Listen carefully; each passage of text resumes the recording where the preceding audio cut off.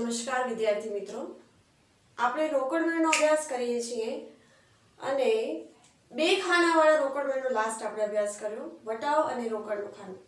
આજે આપણે ત્રણ ખાનાવાળો રોકડ મેળનો અભ્યાસ કરીએ. ત્રણ ખાનામાં વટાવનું ખાનું, રોકડનું ખાનું અને બેંકનું ખાનું. બરાબર. બેંકના જે કંઈ પણ ટ્રાન્ઝેક્શન હશે એ બેંકના ખાનામાં લખવાનું, રોકડથી જે ટ્રાન્ઝેક્શન વ્યવહાર થયા હશે એ રોકડના ખાનામાં લખવાનું. બરાબર. દાખલા નંબર 8 જોઈએ આપણે. નીચેના વ્યવહારો પરથી નમ્રતાનો 3 ખાનાવાળો રોકડ મેળ તૈયાર કરો. એટલે શ્રી નમ્રતાનો રોકડ મેળ.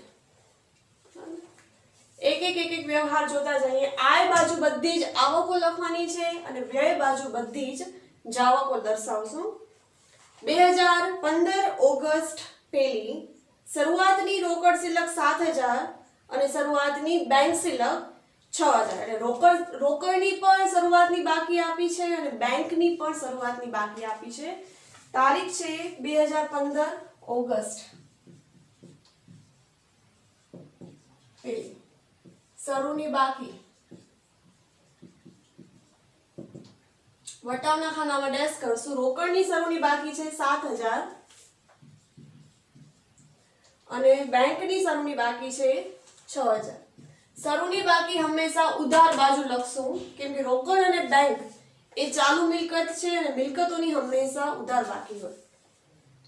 ત્રીજી તારીખ છે રોકડ ખરીદી 6000 અને રોકડ વેચાણ 7000. રોકડ ખરીદી કરશું તો રોકડ જાશે, જાય એટલે જમા, વ્યય કહેવાશે. બરાબર. એટલે રોકડ ખરીદી કરીએ છીએ તો રોકડના ખાનામાંથી આપણે એટલે રોકડની બેલેન્સ ઓછી થાય છે, રોકડની બેલેન્સનો વ્યય બતાવવાનો. તારીખ છે 2015 ઓગસ્ટ 3. ખરીદી કરીએ છીએ એટલે અહીંયા આપણને આવશે ખરીદ ખાતે. રોકડ ખરીદી કરીએ છીએ 6000 એટલે 6000 રોકડમાંથી ઓછા થશે, બેંકમાંથી ઓછા નહીં થાય. જો આપણે કોઈ ખરીદી કરીએ અને ચેક આપીએ છીએ તો બેંકની બેલેન્સ ઓછી થશે, તો વ્યય બાજુ બેંકના ખાનામાં દર્શાવવાનું. બરાબર. રોકડ વેચાણ, હવે વેચાણ કરીએ છીએ તો રૂપિયા આવશે આપણી પાસે, આવે એટલે આપણી આય કહેવાય. બરાબર. 3 તારીખ વેચાણ ખાતે. રોકડ વેચાણ છે એટલે રોકડની શિલ્લકમાં વધારો થાય છે. રોકડ વેચાણ છે 7000, બેંકના ખાનામાં ડેશ કરી દેવાનું. બરાબર. રૂપિયા 3000 બેંકમાં ભર્યા. હું બેંકમાં રૂપિયા ભરું છું એની આમનોંધ શું થાય?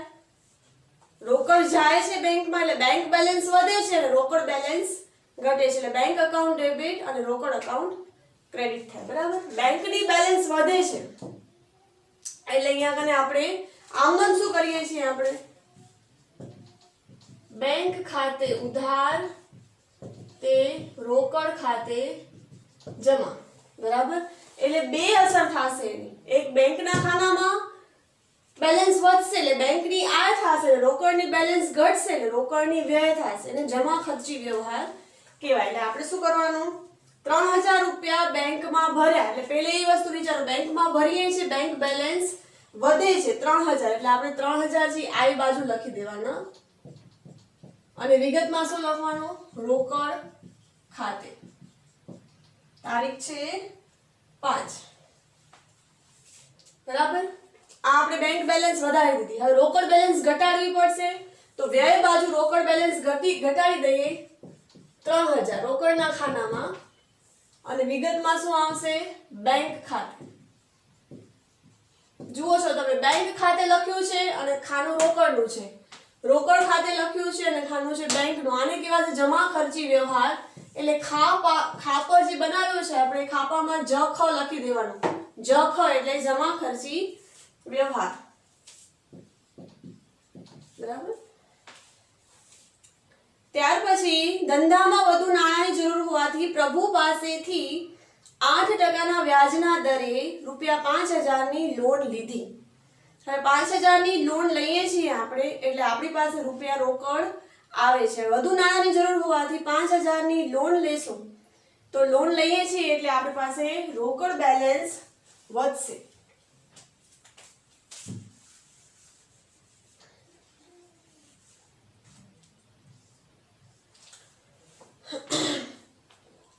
એટલે બેલેન્સ વધશે એટલે આ બાજુ લખશું 6ઠી તારીખ છે। વધુ નાણાંની જરૂર હોવાથી પ્રભુ પાસેથી લોન લઈએ છીએ તો પ્રભુની 8% લોન 8% પ્રભુની લોન ખાતે જમા। પ્રશ્ન અહીં આવે છે કે લોન લઈએ છીએ તો રોકડમાં વધારો કરશું કે બેંકમાં વધારો કરશું। આપણે એવું સમજવાનું કે રોકડે લોન લીધી હશે એટલે આપણે રોકડની બેલેન્સ વધારીએ 5000।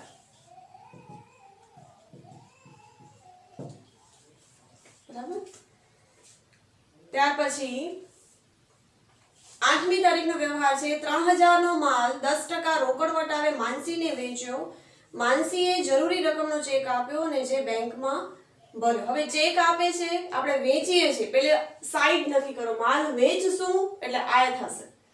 હવે આય થઈ ગઈ ખબર છે કે આવશે આ બાજુ, રોકડમાં વધારો થાય છે કે બેંકમાં વધારો થાય છે તો ચેક દીધો છે, ચેક દેશે એટલે આપણી બેંકની બેલેન્સ વધશે એટલે બેંકના ખાનામાં લખશું। બરાબર।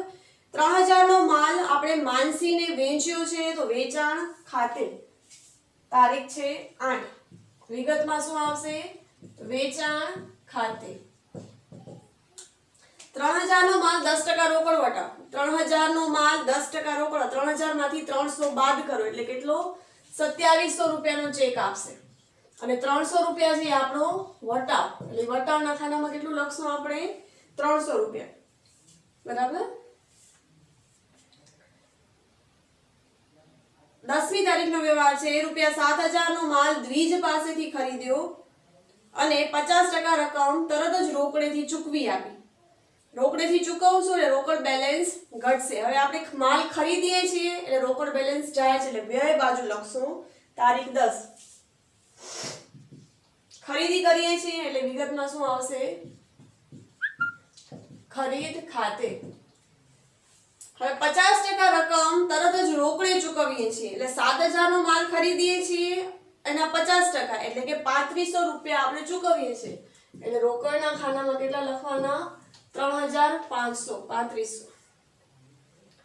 તારીખ 12 પગારના રૂપિયા 3000, મજૂરીના 500 અને સ્ટેશનરીના 200 ચેકથી ચૂકવ્યા।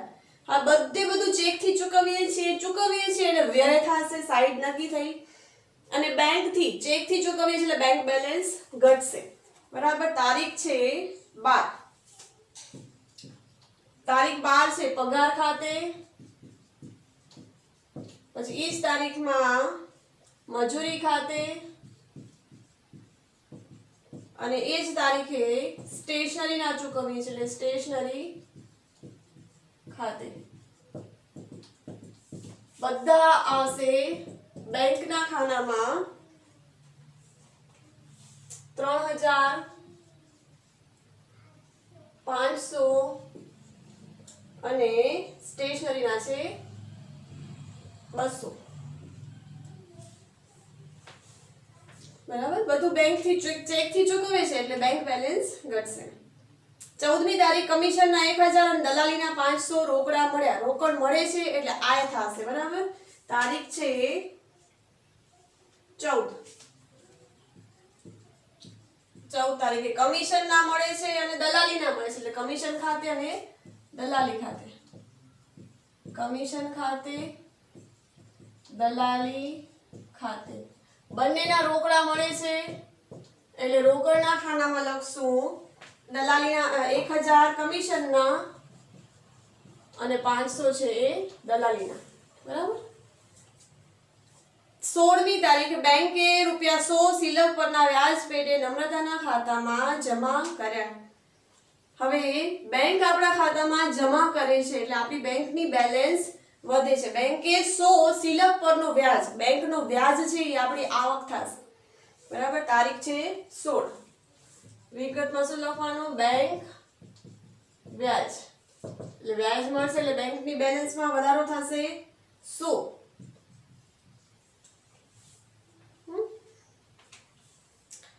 ₹2000 બેંકમાંથી વીજળી ખર્ચ ચૂકવવા ઉપાડ્યા. ફરીથી જમા ખર્ચી વ્યવહાર. વીજળી ખર્ચ ચૂકવ્યો નથી. વીજળી ખર્ચને ચૂકવવા માટે હું બેંકમાંથી રૂપિયા ઉપાડી આવું છું ને મારા પાસે રાખું છું, હજુ સુધી ચૂકવ્યા નથી. જ્યારે ઈ વસ્તુ આવે ત્યારે રોકડ આવે છે, રોકડ ખાતે ઉધાર, બેંક ખાતે જમા. બરાબર. રોકડ આપણી પાસે રોકડ ડબ્બાની અંદર જે રોકડ હશે એમાં વધારો થશે અને બેંકની બેલેન્સ છે એ ઘટી જશે. રોકડની બેલેન્સ વધશે. કેટલા રૂપિયા ઉપાડીએ છીએ? 2000. એટલે 2000 છે એ રોકડમાં વધશે અને 2000 છે બેંકમાં ઘટશે. સમજો, રોકડ આવે છે 2000 રોકડમાં આય કર્યો અને બેંકમાં વ્યય કર્યો. હવે બેંકના ખાનામાં લખ્યું છે તે વિગતમાં આવશે રોકડ ખાતે અને રોકડના ખાનામાં લખ્યું છે એટલે વિગતમાં આવશે બેંક ખાતે. તારીખ કઈ છે? 17. 17 તારીખની અસર છે એ ઉધાર અને જમા બંને બાજુ જ્યારે થાય એટલે એને કહેવાશે જમા ખર્ચી વ્યવહાર. એટલે ખાપાની જે ખાનું છે એમાં જ ડોટ ખ લખવાનું, જ ખ. ત્યાર પછી હવે જો 2000 મેં ઉપાડ્યા હતા પણ ચૂકવું કેટલું છે? વીજળી ખર્ચ 1000. બરાબર. ₹1000 વીજળી ખર્ચ પેટે ચૂકવ્યા અને 1000 અંગત વપરાશ માટે ધંધામાંથી લીધા. હવે મારી બે વસ્તુ રોકડમાંથી આપણે ઘટાડો કરશું. હવે મેં વીજળી ખર્ચ ચૂકવ્યું છે ફાઇનલી. એટલે તારીખ કઈ છે? 20. તો વીજળી ખર્ચ ખાતે કેટલા ચૂકવ્યા? 1000. હવે રોકડમાંથી ઘટાડો કરીશ 1000. અને બીજું છે મેં ઉપાડ કર્યો છે, અંગત ખર્ચ માટે લઉં છું એટલે એ મારો ઉપાડ થશે. એટલે એ જ તારીખે હું શું કરીશ? ઉપાડ ખાતે. એ પણ મેં કેટલા લીધા છે? 1000. બરાબર. 22મી તારીખ પાર્થને 5000 નો માલ વેચ્યો, તેણે 10% લેખે રોકડ વટાવ બાદ કરી જરૂરી રકમનો ચેક આપ્યો જે તરત બેંકમાં ભરી દીધો. હવે એને હું માલ વેચું છું એટલે એ મને ચેક આપે છે. માલ જ્યારે હું વેચીશ તો રૂપિયા મારી પાસે આવશે એટલે સાઈડ કઈ આવશે? આ બાજુ. બરાબર. તારીખ છે 22. વેચાણ ખાતે પાર્થને માલ વેચું છું. કેટલા રૂપિયાનો માલ વેચું છું? 5000 નો. 5000 ના માલ ઉપર મેં એને કેટલો આપ્યો? પાર્થને 5000 નો માલ વેચ્યો, તેણે 10% લેખે રોકડ વટાવ બાદ કરી એટલે 5000 નો 10% 500. એટલે વટાવના ખાનામાં કેટલી લખીશું? 500. બરાબર. અને જરૂરી રકમનો ચેક આપ્યો એટલે 5000 માંથી ડિસ્કાઉન્ટ 500 બાદ કરો એટલે ચેક કેટલો આપ્યો હશે એને મને? 4500 ને 4500 નો.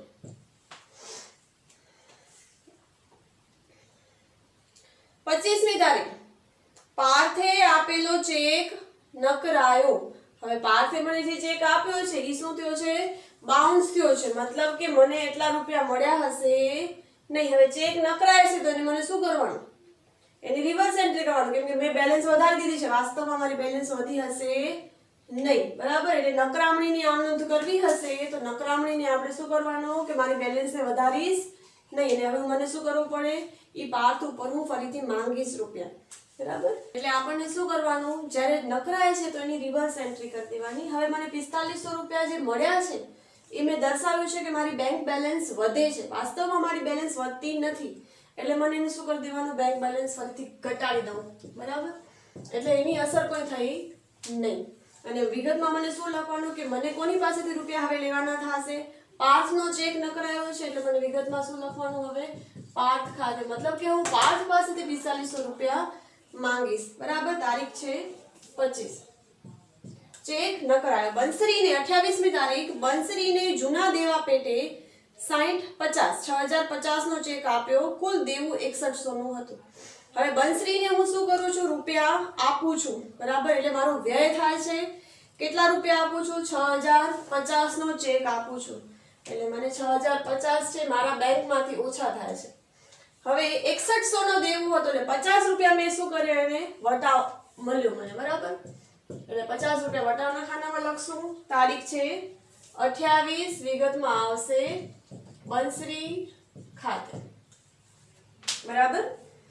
29મી તારીખ છે ગોપીએ તેના 2040 ના દેવા પેટે 2000 રોકડા ચૂકવ્યા. હવે ગોપીએ આપણને ચૂકવ્યા છે એટલે આપણી આય થશે.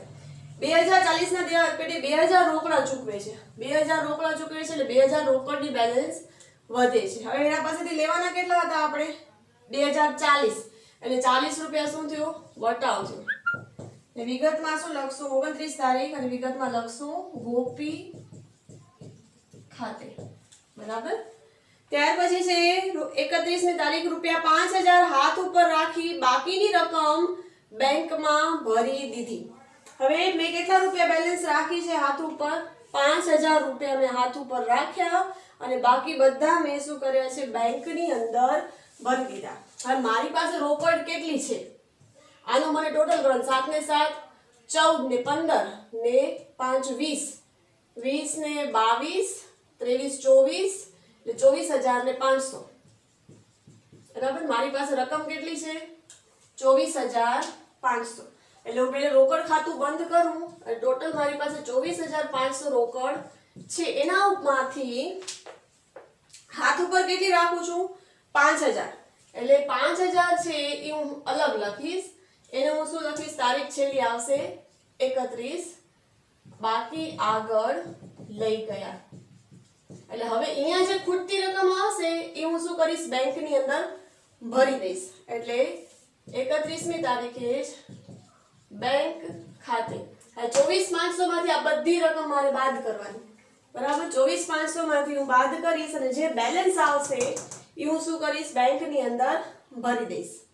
બરાબર. એટલે અહીંયા કને મેં શું કર્યું રોકડના ખાનામાં આવશે ને બેંક બેલેન્સમાં મારો અહીંયા કને વધારો થશે. એટલે વિગતમાં હું શું લખીશ રોકડ ખાતે તારીખ 31. બરાબર. એટલે પહેલે રોકડ ખાતું બંધ થશે અને પછી બેંક ખાતું. વટાવનું ખાતું બંધ કરીએ આપણે તો 5 ને 3 6 7 8 840 રૂપિયા વટાવ અને અહીંયા કને આવશે 50 રૂપિયા વટાવ. બરાબર. હવે એક બેંક ખાતું ક્લોઝ કરવાનું બાકી રહ્યું. હવે બેંક ખાતું ક્લોઝ કરશું આપણે 24500 માંથી આ 6000 3000 3500 1000 અને 1000 એટલે બેલેન્સ આવશે એ હશે 5000. 5000 મારે શું કરવાના છે બેંકની અંદર ભરી દેવાના. એટલે બેંકની બેલેન્સમાં મારો વધારો થશે 5000. વિગતમાં મેં શું લખ્યું રોકડ ખાતે. બરાબર. હવે મને બેંકનું ખાતું બંધ કરવાનું તો બધાનો ટોટલ આવશે 6 ને 3 27 21300 એટલે બંને સાઈડ હું શું લખી દઈશ 21300. હવે જે ડિફરન્સ આવશે એ હું બાકી આગળ લઈ ગયા. એટલે 21300 માંથી બધી રકમ બાદ કરું એટલે આવશે 50 50. બરાબર. હવે એને મને આગળ ખેંચી જવું હોય તો અહીંયા આગળ ઓગસ્ટ સપ્ટેમ્બર 2015 પેલી બાકી આગળ લાવ્યા. રોકડ બેલેન્સ આવશે 5000 અને બેંકની બેલેન્સ આવશે 5050.